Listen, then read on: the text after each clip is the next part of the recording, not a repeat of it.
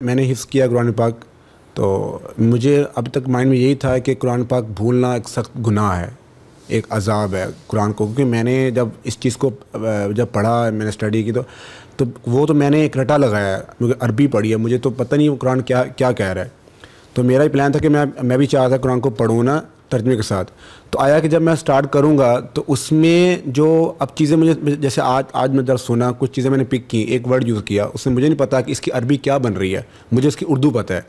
तो ये काफ़ी है। इसका मुझे बता दें कि कुरान पर तर्जमा जो पढ़ना है, जो कह रहे हैं कि अरबी भी याद रखनी है, कि वो लाजमी है। देखिए, दो बातें आपने जो की हैं, दोनों को अलग अलग देखिए। एक है कुरान मजीद की हिफाजत का फरीज़ा।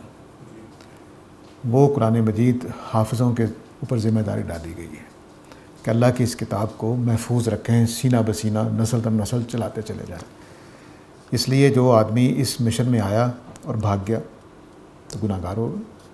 उसने ज़िम्मेदारी ली कि मैं कुरान की हिफाजत करता हूँ और फिर भाग गया, तो ये ऐसे ही जैसे फ़ौजी मोर्चा छोड़कर भाग जाए, तो उसका कोर्ट मार्शल होना चाहिए ना।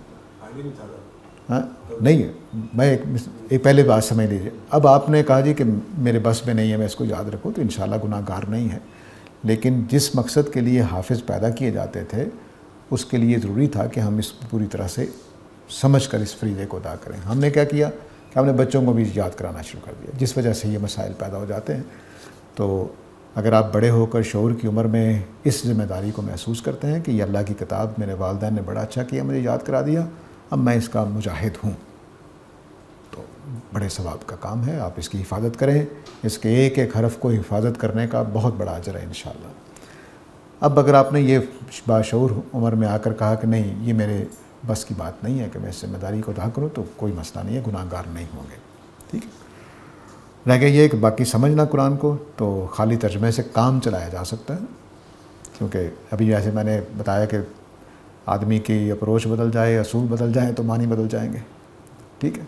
तो कुरान मजीद की असल बात तो यही है जो इमाम शाफ़ी की राय थी कि मुसलमानों पे अरबी सीखना फ़र्ज़ है, उनको सीखनी चाहिए।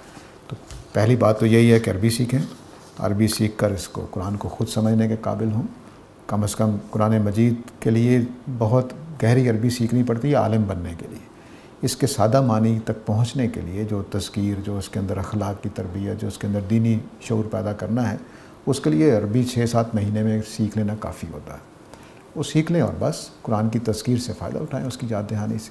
इसके मानी खेज़ी जो है, इसके अंदर से मानी निकालना, उसकी तफसीर के काबिल होना, उसके लिए ज़ाहिर है फिर मज़ीद इल्म की ज़रूरत होती है।